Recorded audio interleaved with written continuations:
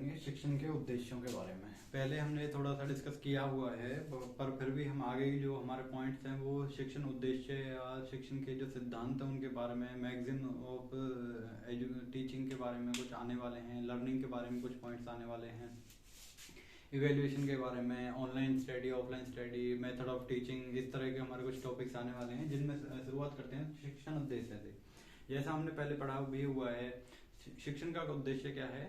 जो शिक्षार्थी है उसके व्यवहार में वांछित परिवर्तन लाना। वांछित क्या है? वांछित से क्या तात्पर्य है? वांछित से तात्पर्य है जो समाज के लिए हितकर हो।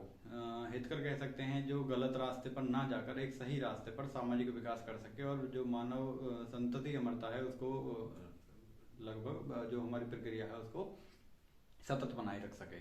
यही क्या है? हमारा वांछित परिवर्तन है। आगे अगर हम इसके क्षेत्रों की बात करें तो मुख्य जो हमारे सामने आते हैं वो ज्ञानात्मक क्षेत्र आता है, दूसरा मनोवैज्ञानिक क्षेत्र आता है। ज्ञानात्मक विकास में हमारे पास क्या चीजें आती है? इसका जो शब्द का पहली बार प्रयोग किया था गुस्ताव नाइसर ने 1967 में किया था।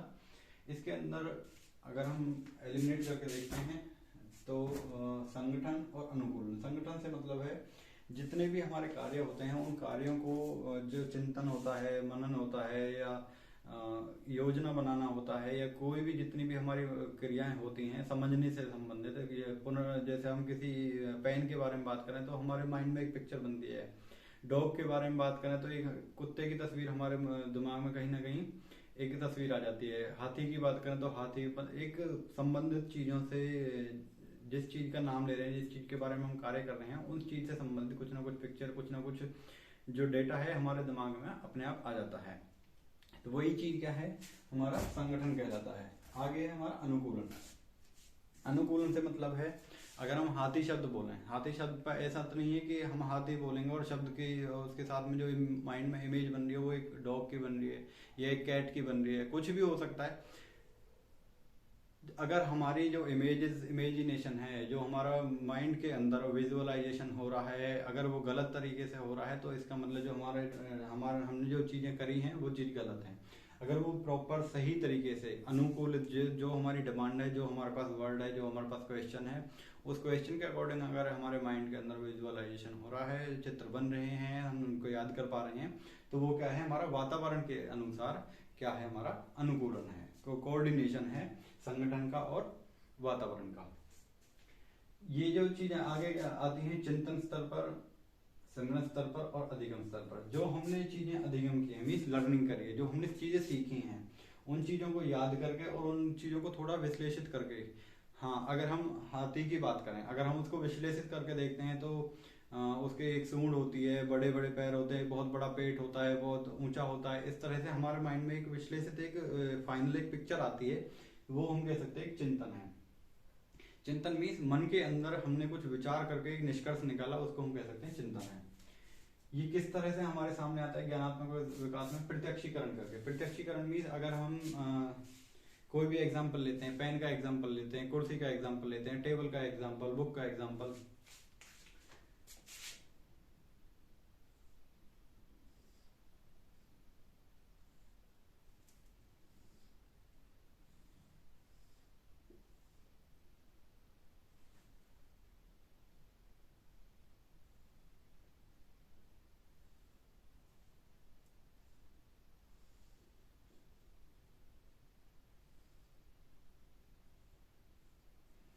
हम कह सकते हैं कि हमारे पास ये बुक है।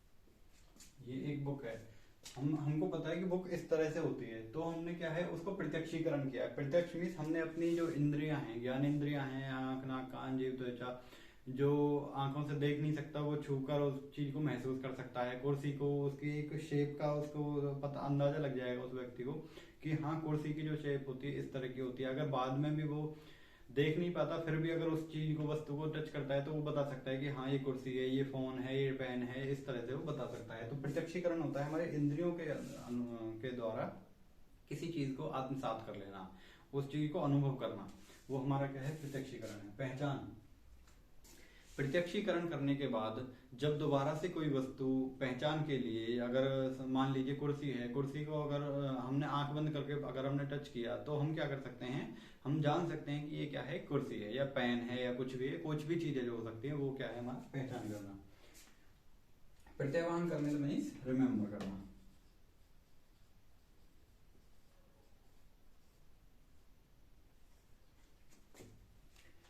बिल्कुल बारीक बारीक सी चीजें हैं इन। आगे प्रत्याहान से मतलब है रिमेम्बर करना, मीन्स याद करना किसी चीज को। हमने कुर्सी को छुआ, या कुर्सी को छूने के बजाय हम अगर घर में पकोड़े बन रहे हैं, पकोड़े की खुशबू जो है उसी से हम खुशबू से ही, बिना छुए ही, बिना देखे ही हम क्या कह सकते हैं, पराठे बन रहे हैं, पकोड़े बन रहे हैं, कुछ ना कुछ ऐसा खाने के लिए एक स्वादिष्ट चीजें बन रही हैं जो हमारे एक माइंड के अंदर एक जो है मेमोरी है उसको हम एनालाइज करते हैं। एनालाइज करने के बाद हमारे जो स्मेल है, स्मेल को एक याद करते हैं। याद करने का मतलब है प्रत्याहान करना। व्याख्या करना, व्याख्या से मतलब है अगर हमें खुशबू आई, खुशबू को ही हमने तुरंत ये बता दिया कि हाँ पराठे बन रहे हैं, हाँ पूड़ी बन रही है, हाँ पकौड़े बन रहे हैं। इस तरह से कुछ भी चीज हो सकती है, वो देख कर, सूंघ कर, छू कर, सुनकर। कोई गाना सुनते हैं, अब आंख बंद करके, हमारे कान बंद करके कोई गाना चला देगा तो हमें पता नहीं चलेगा। जिस चीज के माध्यम, जो चीज है सुनने के लिए कान, देखने के लिए आंखें, इस तरह से जो माध्यम हमारा हो सकता है और हमने उसको आत्मसात कर रखा है, उसको याद करके उसको प्रॉपर तरीके से बताना कि हाँ हमारे पास ये चीजें हैं, या सामने कोई घटना हो रही है, या इस चीज की खुशबू है, इस तरह से उन चीज को एक्सप्लेन करना, उनको व्याख्या करना ही ये हमारा पॉइंट क्लियर होता है। स्मृति और प्रेरणा। स्मृति में क्या है, स्मृति वही एक तरह से प्रत्याहान ही है। स्मृति क्या है, एक स्टोरेज है।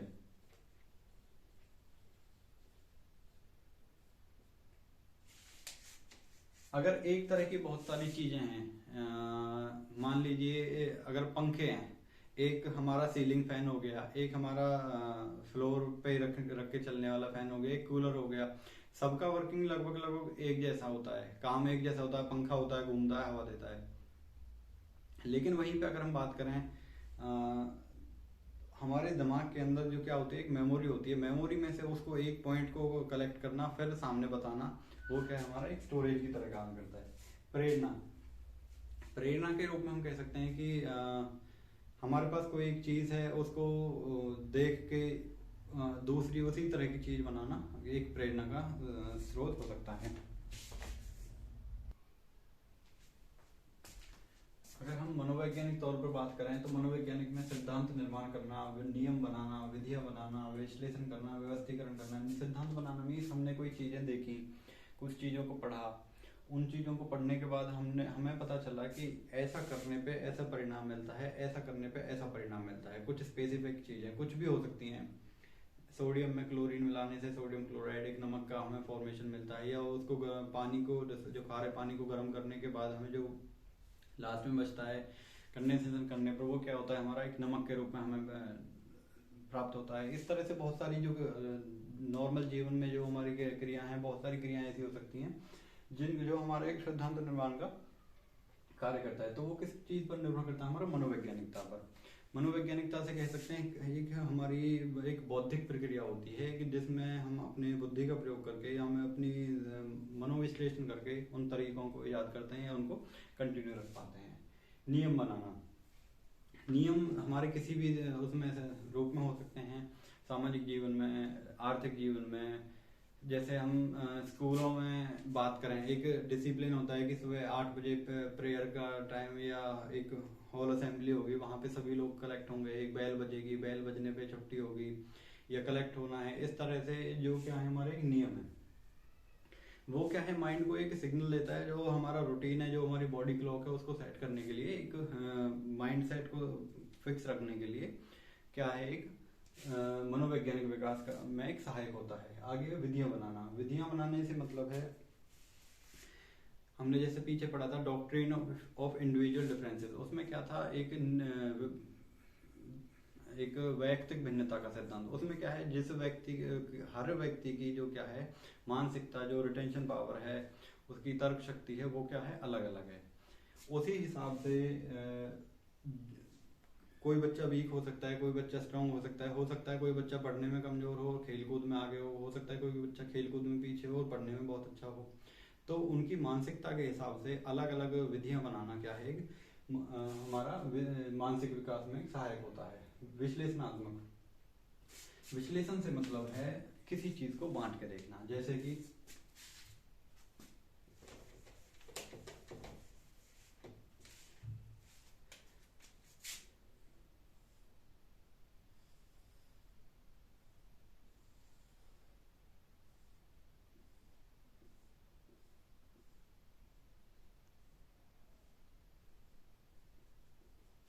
ये एक पत्ता है, पत्ते का क्या है, अगर हम इसको ए नाम दें, इसको बी, इसको सी, इसको डी, ई, एफ, इसको जी, इस तरह से अगर हम इसमें ग्रीन कलर भर दें, इसमें orange, red, blue, pink etcetera, जो भी कलर है, बहुत सारे अगर हम कलर भर देते हैं, या इसी की जगह अगर हम एक प्लांट को लेते हैं, ट्री को लेते हैं,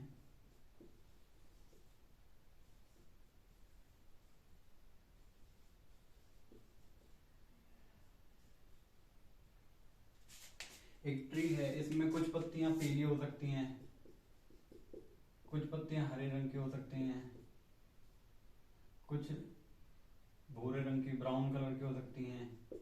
तो इन तीनों पत्तियों को अगर हम विश्लेषित करके, अगर हम पत्तियों पे बात करेंगे तो हम पहले देखेंगे पेड़ को, पेड़ के बाद हम क्या देखेंगे, उसकी टहनियों के बाद क्या देखेंगे हम, उनकी पत्तियों को। लेकिन अगर हम उसको मिक्स एक फॉर्म में, एक यूनिट के तौर पे देखेंगे तो क्या है, वो हमारे पास एक क्या है, हमारा पेड़ है। तो जो पेड़ का फॉर्मेशन वो क्या है, हमारा संश्लेषित रूप।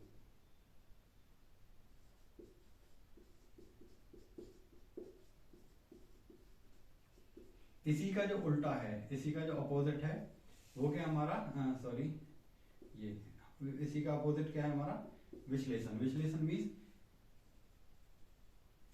पहले हमने पेड़ को देखा, उसके बाद पेड़ के बाद इसकी टहनियों को देखा, टहनियों के बाद इसकी पत्तियों को देखा, पत्तियों को देखने के बाद उन्होंने देखा कि हरे रंग की कौन सी है, पीले रंग की कौन सी है, भूरे रंग की कौन सी है। इस तरह से उसमें जो परिवर्तन हुए हैं उनकी छोटी छोटी चीजों में डिवाइड करके, अगर हम एक हायरार्की को देखें, दूसरा एग्जांपल हम इसमें ले सकते हैं, एक मिनिस्टर हो गया, एक मिनिस्टर के नीचे डीजी हो गया, डीजी के नीचे डीआईजी हो गए,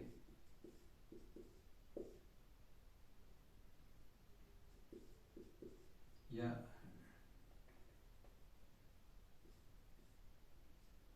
यहाँ पे इनके अंदर फिर IG IG IG IG IG, इस तरह से। अगर हम यहाँ पे कोई किसी उसमें यहाँ पे आईजी के बाद और अगर हम कह सकते हैं एसएचओ, बहुत सारे, एक एग्जांपल ले रहे हैं ये, फिर यहाँ पे सब इंस्पेक्टर हो गई,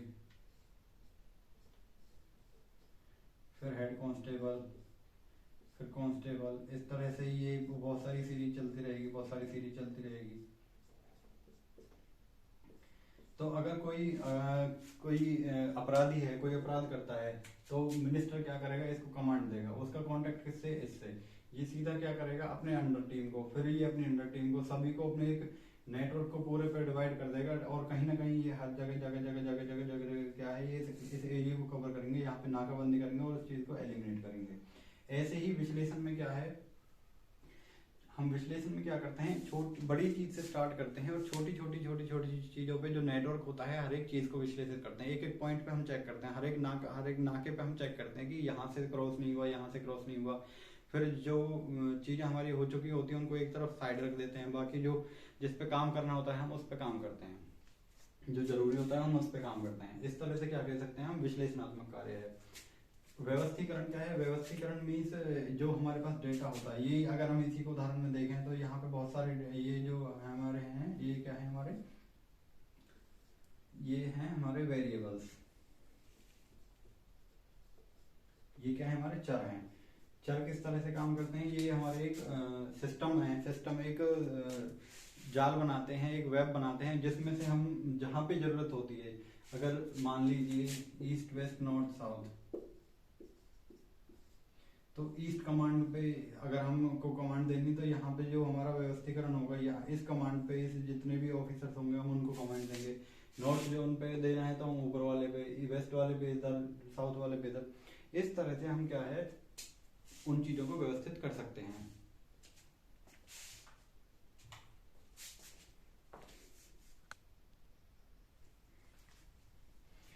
आगे हम बात करेंगे निर्देशात्मक शिक्षण उद्देश्य।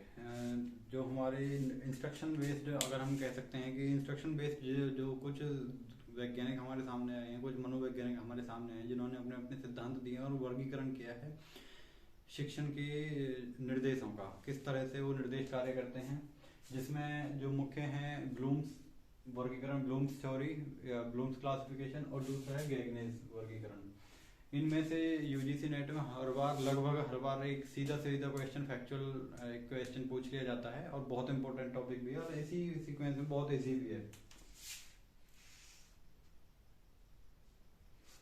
तो इसमें क्या है, ब्लूम्स ने क्या किया, 3H का फॉर्मूला एक लगाया था। 3H से मतलब है हेड, हैंड और हेड और हार्ट, हैंड, हेड और हार्ट मीन्स ज्ञानात्मक, भावात्मक और मनोसंचालित। ज्ञानात्मक से क्या चीज है, हमारा ज्ञान होता है, बोध होता है, उपयोग, विश्लेषण, संश्लेषण, मूल्यांकन। ज्ञान मीन्स किसी चीज के बारे में हमें पता करना कि हमारे जो इसमें जो पॉइंट्स आते हैं, हमारे जो हमने पीछे पढ़ा था, memory level, understanding level, reflecting level, ठीक उसी तरह से इसमें क्या है, हमारी जो चीज़ों को याद रखना, उनको रिटेंशन, उनकी स्मृति, एक चिंतन करना, वो क्या हमारा किसी चीज़ के बारे में ज्ञान प्राप्त करना मीन्स उसके बारे में जानना है। बोध क्या है, बोध एक कंप्रिहेंशन मीन्स उसका निष्कर्ष क्या है। जैसे हमारा कंप्रिहेंशन एक जो हमारा टॉपिक 3rd यूनिट जो है रीडिंग कॉम्प्रिहेंशन, उसमें क्या है, बोध है। बोध मीन्स अगर हमें एक चीज दे दी जाती है, उसका आशय क्या है, उसका आश्रय पता करना ही बोध है। आगे है उपयोग, जो हमारे पास जानकारी है, जो हमारे पास डेटा है, उसको किस तरह से हम आगे अपने जीवन में या किसी भी आगे हमारे अपने एजुकेशन में किस तरह से काम कर सकते हैं, हम उसको उपयोग कह सकते हैं। विश्लेषण और संश्लेषण, हमने अभी अभी वो डीजी और वो SHO, वो इस तरह से वो जो एग्जांपल हमने किया था, या ट्री वाला, प्लांट वाला जो हमने लीव्स वाला जो एग्जांपल देखा था, उसमें संश्लेषण और विश्लेषण से था। विश्लेषण मीन्स चीज़ों को, एक मेन चीज़ को टुकड़े टुकड़े करके उनके यूनिट वाइज सेपरेट पार्ट्स के बारे में पढ़ना। विश्लेषण क्या है, पहले पार्ट्स को पढ़ना और पार्ट्स के बाद एक फाइनल एक डिसीजन लेके जाना। हम कह सकते हैं जैसे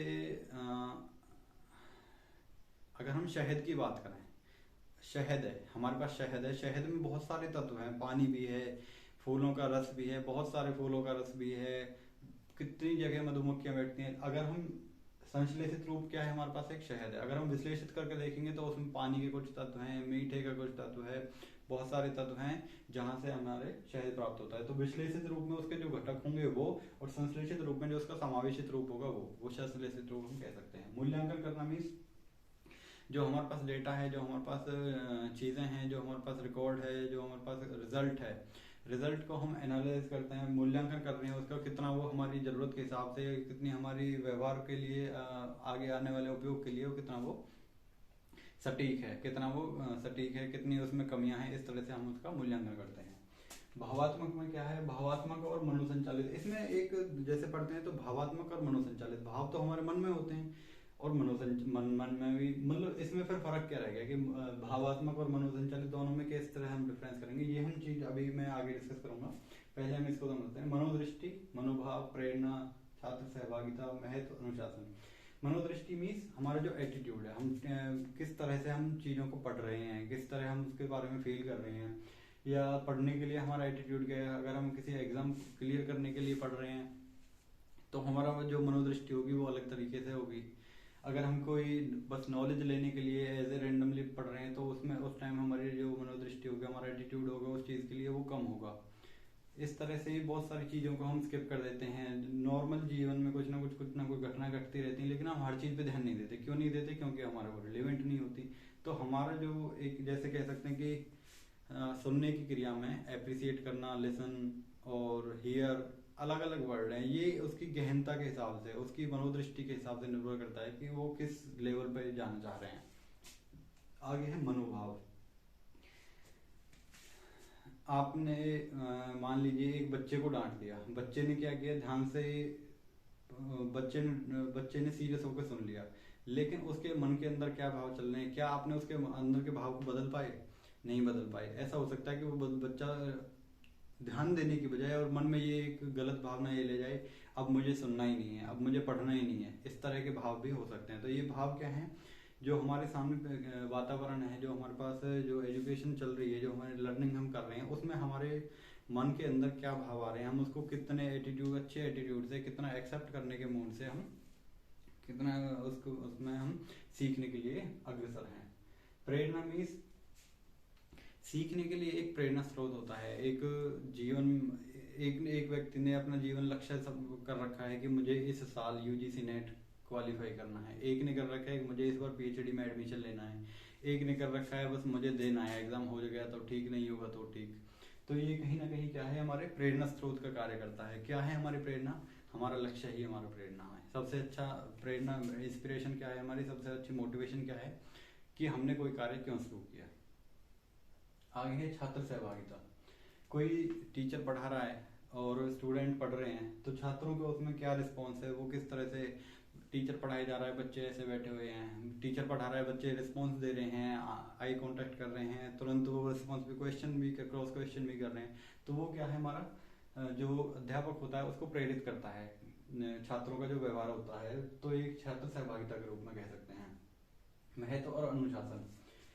जो हमारे भावात्मक रूप होते हैं, उनका हमारे जीवन में क्या महत्व है, किस तरह से वो हमारे जीवन बढ़ोतरी करने के लिए, सफल होने के लिए किस तरह से प्रभावित करते हैं, वो चीज़ें हैं। अनुशासन में क्या है, हम एक नियमावली है, हमें इस 30 मिनट इस सब्जेक्ट को पढ़ना है, अगले 30 मिनट इस सब्जेक्ट को पढ़ना है, अगले 30 मिनट इस सब्जेक्ट को पढ़ना है। ये चीज़ें हमारे क्या है, एक टाइम फिक्स करना, एक रूटीन फिक्स कर देना, एक माइंड क्लॉक जो है, माइंड क्लॉक को सेट कर देना कि इतनी देर ये चीज़ें करनी है, ये चीज़ें करनी है, इतनी देर खेलना है, इतनी देर पढ़ना है, इतने बजे उठना है। ये सारी चीज़ें क्या है, हमारे अनुशासन का एक रूप है। आग्रहण क्या है? आग्रहण हम कह सकते हैं कि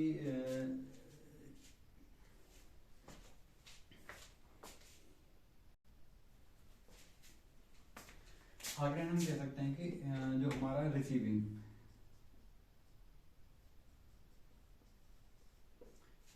किस तरह हम किसी चीज को, आग्रहण मीन्स ग्रहण किस तरह से करते हैं। आग्रहण करने के लिए हम सुन सकते हैं, देख सकते हैं, या कोई टीचर पढ़ा रहा है तो उसको हम ग्रहण कर सकते हैं। कोई ऑरली कोई बोल के पढ़ा रहा है तो हम उसको ग्रहण कर सकते हैं।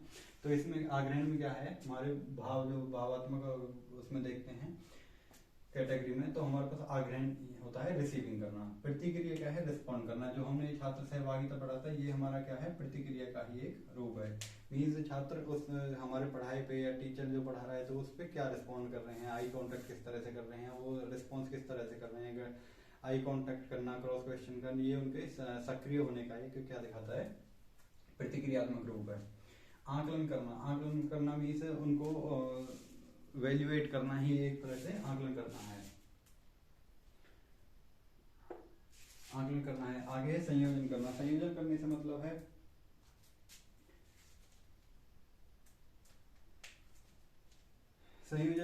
से मतलब है ऑर्गेनाइज करना।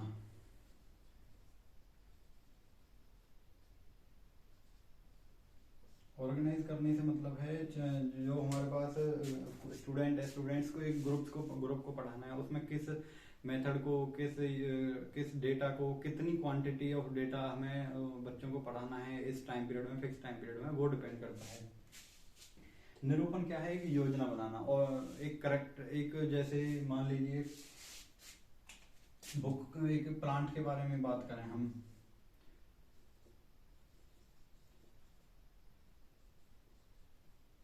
अगर हम प्लांट के बारे में निरूपण करते हैं, उसके गुणों के बारे में बात करते हैं, तो ये कह सकते हैं कि एक जड़ पदार्थ है, मीन्स एक जगह स्टेबल रहता है, वो ग्रोथ करता है, इसमें पत्ते होते हैं, डालियाँ होती हैं, टहनियाँ होती हैं, तना होता है, और ऊंचाई लगभग कह सकते हैं कि कुछ 50 फुट, 100 फुट, 200 फुट, 150 फुट, जो भी है, कुछ गुण होते हैं, करेक्टरिस्टिक्स होते हैं, उनको करेक्ट उनकी विशेषताओं के हिसाब से निरूपण करना।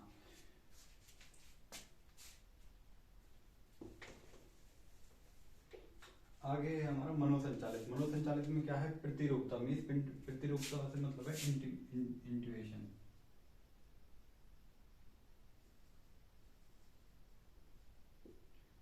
इमिटेशन, सॉरी,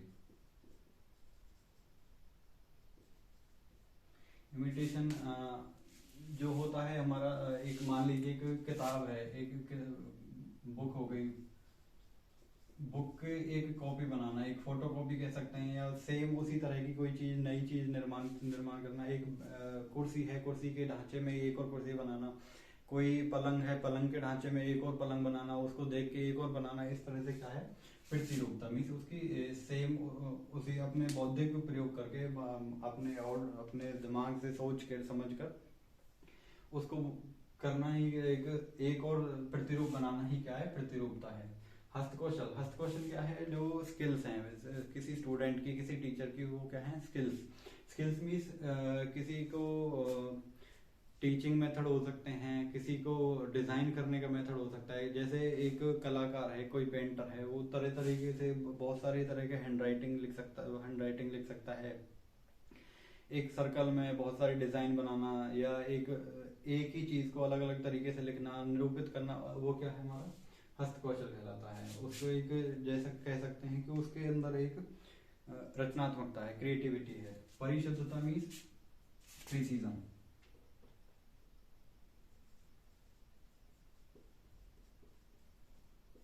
प्रीसीजन मीन्स जैसे कहते हैं, करत करत अभ्यास के जड़मति हो सुजान, रसरी आवत जाते सिल पर पड़त निशान।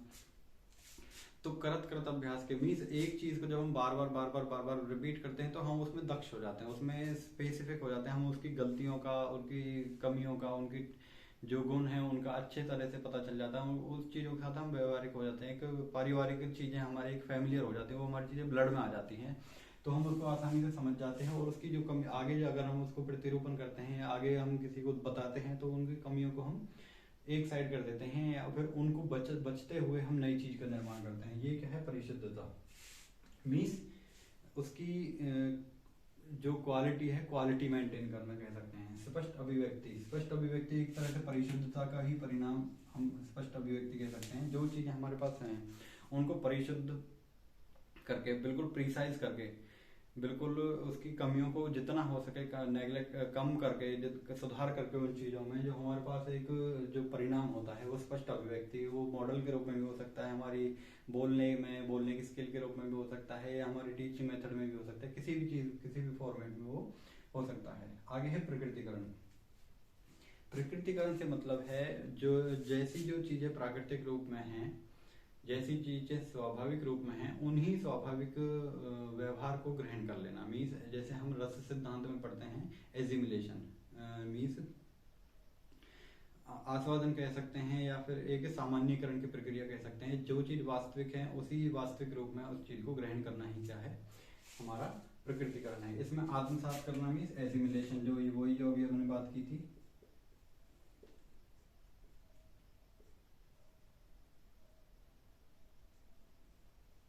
एजिमिलेशन आता है। दूसरा हमारा संशोधन आता है।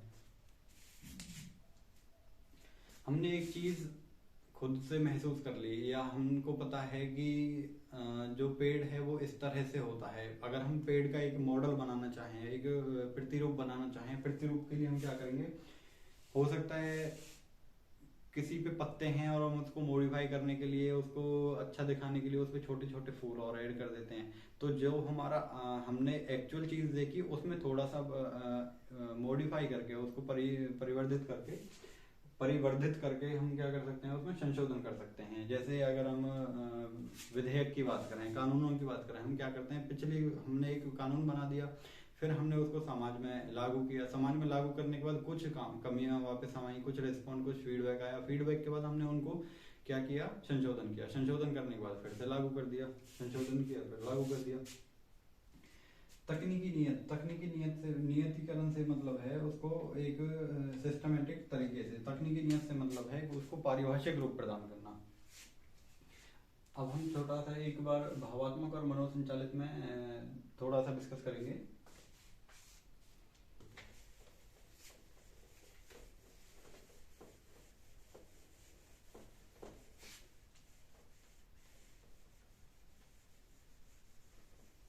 पहले एक बार भावात्मक और मनोसंचालित में डिफरेंस करने के बाद फिर अगले उस पॉइंट पे जाएंगे। तो ये है हमारा भाव, ये है मनोसंचालित।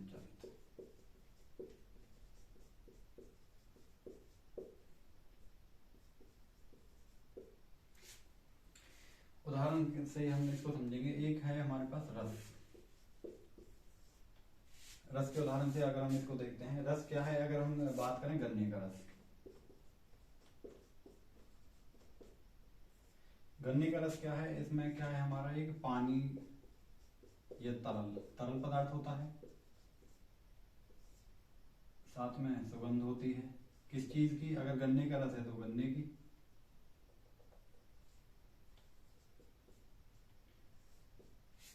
उसमें थोड़ा सा रंग भी होता है, कुछ लगभग दूध या सा कुछ ग्रीन कलर का सा, इस तरह से उसके जो सेल्स होते हैं उस हिसाब से कुछ रंग होता है। अगर हम इसको मनोसंचालित रूप में देखते हैं, मनोसंचालित रूप में क्या है, ये एक वस्तु के रूप में हमारे सामने आता है, जिसको हम एनालाइज कर सकते हैं किस रूप में। पानी की तरल एक तरल पदार्थ होता है जिसमें कुछ सुगंध होती है, एक स्पेसिफिक सुगंध होती है और उसका कुछ स्पेसिफिक कलर होता है। जबकि इसको ही आस्वाद करना, इसको ग्रहण करने के बाद जो अनुभूति मिलती है, इसको ग्रहण करने के बाद, इसको पीने जब हम पीते हैं, जब हमें एक अनुभूति प्राप्त होती है, एक मिठास, एक खुशबू, बहुत अच्छी एक अनुभव, हमें एक शांति, एक ठंडक जो महसूस होती है, जो अनुभूति हमें होती है, वो क्या है हमारा, जो अनुभूति होती है वो क्या है हमारा भावात्मक है।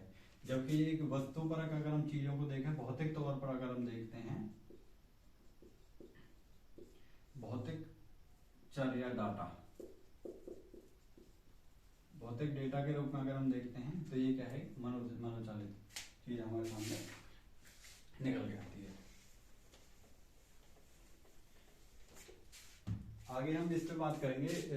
जो ब्लूम्स थ्योरी थी, ब्लूम्स ने वो दी थी 1956 में। आगे ही इसको थोड़ा सा मॉडिफाई किया था एंडरसन और करथवोल ने 2001 में। इसमें इन्होंने क्या किया था, जो निर्देशात्मक शिक्षण उद्देश्य हैं उनको वर्गीकृत किया था, तथ्यात्मक में, वैचारिक में, प्रक्रियात्मक और मेटाकॉग्निटिव में।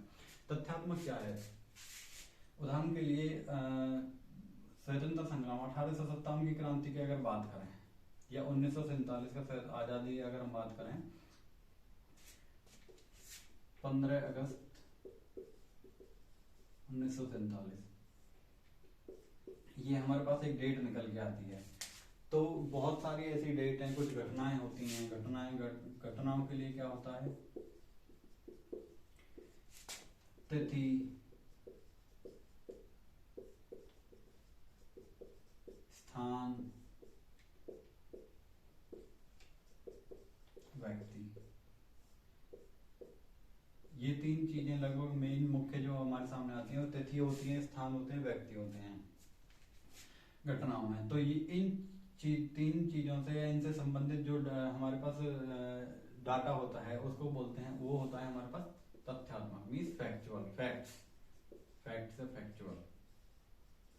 Factual data. वहीं अगर वैचारिक तौर पे अगर हम बात करें तो जो ये घटनाएं होती हैं, घटनाओं के कारण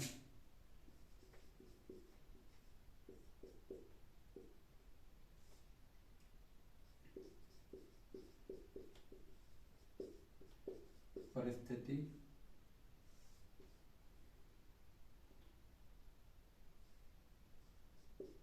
व्यक्ति, व्यवहार, साथ साथ में अगर हम कारणों की बात करें तो इसमें हो सकता है हमारे सामाजिक, हो सकता है आर्थिक, हो सकता है राजनीतिक, हो सकता है धार्मिक, हो सकता है सांस्कृतिक हो सकते हैं, और भी बहुत सारे कारण हो सकते हैं जिनके आधार पर हमारे जो कारण, परिस्थिति और व्यवहार के आधार पर जो हमारी घटनाओं को एक ऐसी स्थिति आ जाती है कि वो एक क्रांति के तौर पे, एक बदलाव के रूप में हमारे सामने होती है। तो इन कारणों को जानना, इन तथ्यों के बाद एक चरम सीमा जो होती है, जो चरम सीमा एक फिक्स डेट, स्थानीय व्यक्ति के तौर पर होती है, वो तो होती है हमारी तथ्यात्मक। और जो हमारे पास कारण होते हैं, जो हमारे पास परिस्थितियां होती है, जो हमारे पास व्यवहार होते हैं, उनको चरम सीमा तक लाने के जितने भी घटक होते हैं वो हमारे क्या होते हैं, वैचारिक तथ्य होते हैं। वैचारिक तथ्य आगे है प्रक्रिया। प्रक्रियात्मक में क्या है, इन घटनाओं के जो होने की प्रक्रिया है, प्रक्रिया एक हमारी कह सकते हैं कि भावात्मक, जैसे अभी हमने पढ़ा था भावात्मक में, ज्ञानात्मक की जगह हमारे पास जो भावात्मक चीजें हैं वो एक प्रक्रिया है, एक बौद्धिक प्रक्रिया है, जो एक भीड़, एक कह सकते हैं भीड़ के रूप में भी कार्य कर सकती है और व्यक्तिगत तौर पे भी काम कर सकती है। भीड़ के रूप में अगर हम क्रांति की बात करें, भीड़ के रूप में कार्य करती है, जबकि अगर हम एक व्यक्तिगत तौर पर देखें तो महात्मा गांधी एक नेता के रूप में हमारे सामने, अगर हम उदाहरण लें, महात्मा गांधी एक नेता के रूप में हो सकते हैं, या सती प्रथा के अंदर जैसे राजा राम मोहन राय, एक स्पेसिफिक व्यक्ति का पास नाम हमारे पास होता है। तो वो एक छोटे छोटे टास्क स्टार्ट करते हैं और वो एक प्रक्रिया है। प्रक्रिया क्या है कि धीरे धीरे उस चीज को उन्मूलन किया, उस जो हमारी समस्याएं हैं उन उन्मूलन की क्या है, प्रक्रिया होती है। तो यही जो ज्ञान होता है वो प्रक्रियात्मक होता है, तथ्यात्मक होता है, वैचारिक होता है। अब मेटाकॉग्निटिव क्या है, मेटाकॉग्निटिव से मतलब है ज्ञान का ज्ञान, मतलब कि ज्ञान कैसे प्राप्त किया जाए।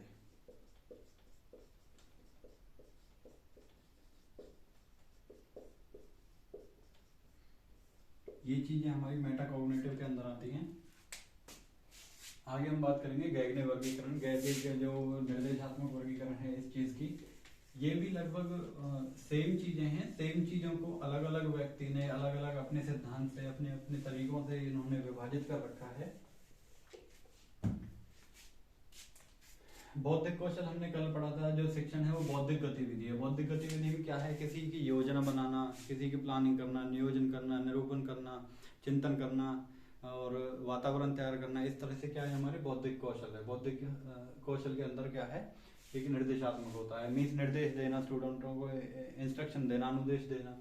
ज्ञानात्मक रणनीतियां, ज्ञानात्मक मीन्स उनको चीजों को समझने के लिए, ज्ञानात्मक से मतलब है जानना, जानने के लिए जो रणनीतियां, जो तरीके, जो तौर तरीके, जो विधियां हम लेते हैं, शिक्षण विधियों के बारे में हम बात कर सकते हैं। जो उसके अगर हमारे पास एक बहुत सारे स्टूडेंट्स ज़्यादा है या जो हमारे पास शिक्षार्थी की संख्या ज़्यादा है तो हम एक लेक्चर मेथड का यूज़ कर सकते हैं। अगर हमारे पास एक छोटी सी टीम है तो उसमें हम एक्सपेरिमेंट कर सकते हैं। अगर हमारे पास कुछ मीडियम रेंज की टीम है तो हम एक डेमोन्स्ट्रेशन कर सकते हैं, प्रोजेक्ट कर सकते हैं। इस तरह से बहुत सारी चीज़ें हैं, सेमिनार कर सकते हैं, बहुत सारी चीज़ें हमारे सामने आती हैं। मौखिक सूचना से मतलब है कि अगर हम जैसे शिक्षण के लिए मौखिक सूचना, अगर मुंह से बोलकर हम किसी को इंस्ट्रक्शन देना, ये करना है, ये करना है, इस तरह से नहीं करना है, इंस्ट्रक्शन के तौर पे हम एक मौखिक रूप में जब हम जानकारी ये सूचना देते हैं वो हम मौखिक सूचना कह सकते हैं। संचालन तंत्र और शारीरिक तंत्र, इसमें कह सकते हैं कि जो हमारी फिजिकल बॉडी है, फिजिकल बॉडी में जो हमारा ब्रेन कह सकते हैं या हमारा जो नर्वस सिस्टम हो सकता है, होता है, जो हमारा रेस्पिरेशन सिस्टम होता है, किस तरह से इन एक्टिविटीज़ में वो भागीदार होता है, वो चीज़ें कार्य करती हैं। मनोदृष्टि मीन्स हमारा जो एटीट्यूड है, हमारी मनोदृष्टि किस, जो हमने पीछे भी पढ़ा था, मनोदृष्टि हमारा जो एटीट्यूड है, किस हम सीखने का किस एटीट्यूड से देखना चाह रहे हैं, हमारा एम क्या है, हम एम पर निर्भर करता है, हमारा लक्ष्य पर निर्भर करता है कि हम किस तरह से उसको देखना चाह रहे हैं।